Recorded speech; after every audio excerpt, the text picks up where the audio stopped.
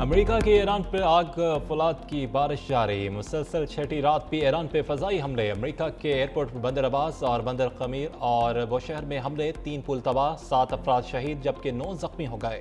امریکی سینٹ کام کے مطابق امریکی لڑاکا طیاروں، ڈرونز اور جنگی بحری جہازوں نے جدید ہتھیاروں سے ایران کے درجنوں فوجی اہداف کو نشانہ بنایا۔ حملوں کا ہدف بننے والے مقامات میں ساحلی نگرانی اور فضائی دفاعی تنصیبات، لاجسٹک انفراسٹرکچر اور ایران کی بحری عسکری صلاحیتوں سے متعلق تنصیبات شامل تھی۔ امریکی سینٹ کام کا حملوں کی تازہ لہر مکمل کرنے کا اعلان۔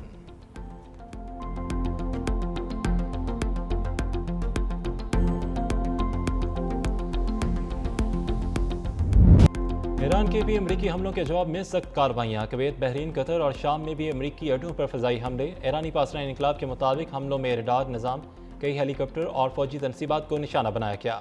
متعدد امریکی اہلکاروں کی ہلاکت کا بھی دعویٰ، کویت میں مختلف مقامات پر زوردار دھماکوں کی آوازیں۔ فضائی کویتی حکام کے مطابق دفاعی نظام مکمل طور پر فعال ہے۔ ایران کی جانب سے داغے گئے متعدد میزائل انٹرسپٹ کر لیے گئے۔ اردن حکام کی بھی 3 ایرانی میزائل مار گرانے کا دعویٰ۔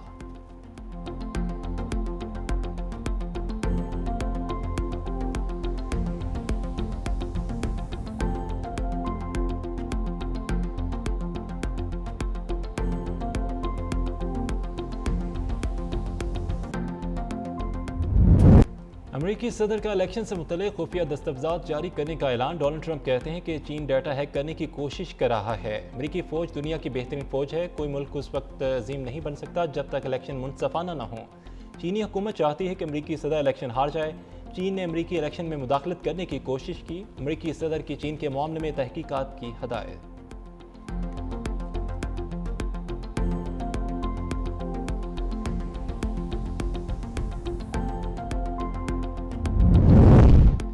ایرانی وزیر خارجہ عباس اراغچی کا امریکہ پر جنگی جرائم کا ارتکاب کرنے کا الزام، کہا کہ بنیادی ڈھانچوں پر حملے، پلوں اور پاور پلانٹس پر حملے کی دھمکیاں جنگی جرائم ہیں۔ امریکی حملے UN چارٹر اور بین الاقوامی قوانین کے اصولوں کی خلاف ورزی ہیں۔ تمام حکومتیں ایسے جرائم کا ارتکاب کرنے والوں کے خلاف مقدمہ چلانے کی پابند ہیں۔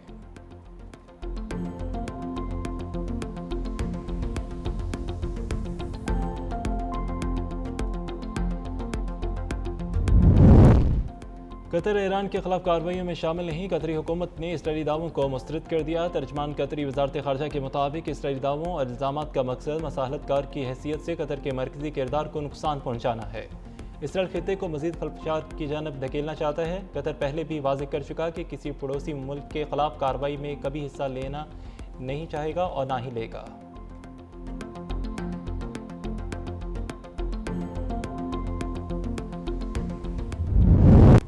آبِ ہرمز کے بعد باب المندب بند کرنے کی بھی تیاریاں، ایران نے یمنی حوثیوں کو باب المندب بند کرنے کا پیغام پہنچا دیا۔ حوثیوں نے باب المندب کے قریب میزائل اور ڈرونز نصب کر دیے۔ آبِ ہرمز کی بندش کے بعد بحیرہ احمر کی ممکنہ بندش سے عالمی معیشت شدید متاثر ہوگی۔ ادھر عالمی منڈی میں تیل کی قیمتوں میں مسلسل چوتھے روز بھی اضافہ، بیرنٹ خام تیل کی قیمت 0.4% اضافے سے $85.28 فی بیرل ہو گئی۔ WTI کی قیمت 0.5% سے بڑھ کر $80.02 فی بیرل ہو گئی۔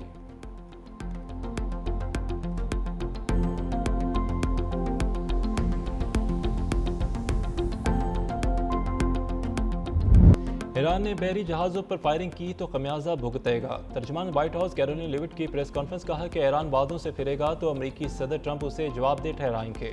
تہران کے ساتھ سفارتکاری کے لیے بھی ہمیشہ تیار ہیں۔ ایرانیوں نے صدر ٹرمپ پر واضح کیا ہے کہ وہ اب بھی معاہدہ چاہتے ہیں، ان سے بات چیت کر رہے ہیں۔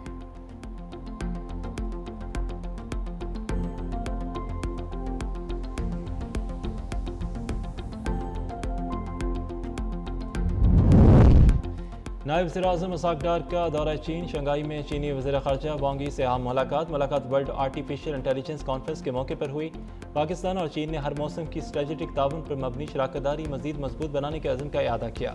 سی پیک 2.0 کے تحت اعلیٰ معیار کی ترقی پر تعاون بڑھانے پر اتفاق کیا گیا۔ تجارت، سرمایہ کاری، سائنس ٹیکنالوجی، ڈیجیٹل معیشت اور مصنوعی ذہانت کے شعبوں میں تعاون بڑھانے پر زور دیا۔ دونوں رہنما نے خطے اور عالمی صورتحال پر بھی تفصیلی تبادلہ خیال کیا۔ باہمی دلچسپی کے امور پر قریبی رابطہ برقرار رکھنے کے عزم کا اعادہ۔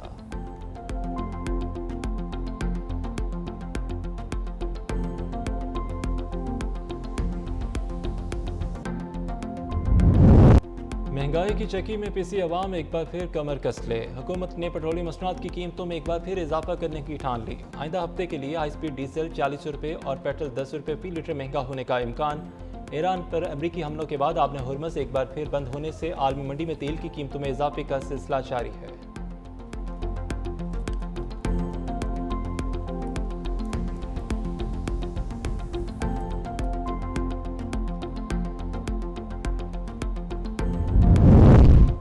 कलअदम अवामी एक्शन कमेटी बातचीत को तरजीह दी जाए, ऐसे किसी भी इकदाम से गुरेज किया जाए जो इंतशार की बायस बने।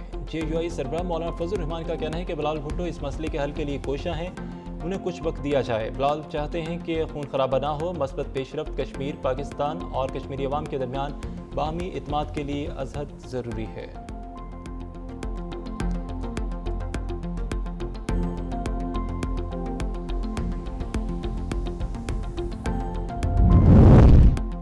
वज़ीर-ए-आला सिंध मुराद अली शाह की ज़ेर सदारत सोलर होम सिस्टम मनसूबे का जायजा। चेयरमैन बिलाल भुट्टो ज़रदारी की हदायत पर 2,75,000 गरीब खानदानों को मुफ्त सोलर होम सिस्टम फराहमी का अमल तेज़ करने की हदायत। मनसूबे के तहत ऑफ ग्रिड और ऑन ग्रिड सार्फिन को 180 वाट सोलर पैनल, लिथियम बैटरी, पंखा और LED लाइट्स फराहम की जा रही हैं। अब तक 11,000 से ज़ायद सोलर किट्स नस्ब। वज़ीर-ए-आला ने शफाफ तकसीम, मियारी तनसीब और दूर दराज इलाकों को तरजीह और मनसूबा जून 2027 तक मुकर्रर मुद्दत में मुकम्मल करने की हिदायत कर दी। कहा कि ये मनसूबा सिर्फ बिजली नहीं बल्कि गरीब खानदानों के बेहतर मुस्तकबिल की ज़मानत है।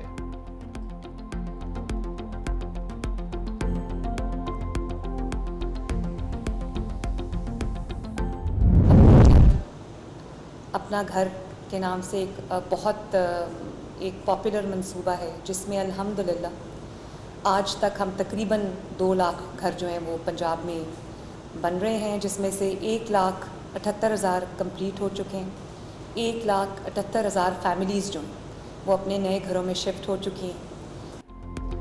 वज़ीर-ए-आला पंजाब मरीम नवाज शरीफ ने अपनी छत महफूज छत प्रोग्राम का इफ्तिताह कर दिया। कहा कि अपना घर हर ख़ानदान को तहफ़्फ़ुज़ और वक़ार का एहसास दिलाता है। साने खाना में मासूम बच्चों की हलाकत पर दुख का इजहार करते हुए कहा कि मुतासरा वालिदैन के दर्द को महसूस करती हूँ। अपनी छत महफूज छत प्रोग्राम को पंजाब के अवाम की फलाह और महफूज रहाइश की फराहमी के लिए अहम मनसूबा है।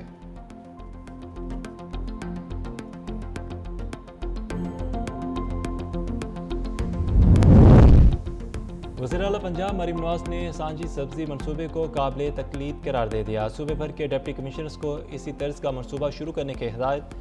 मुजफ्फरगढ़ में 139 कनाल सरकारी अराजी पर 140 प्लाट्स में अवाम के लिए मौसमी सब्जियां काश्त की जा रही हैं।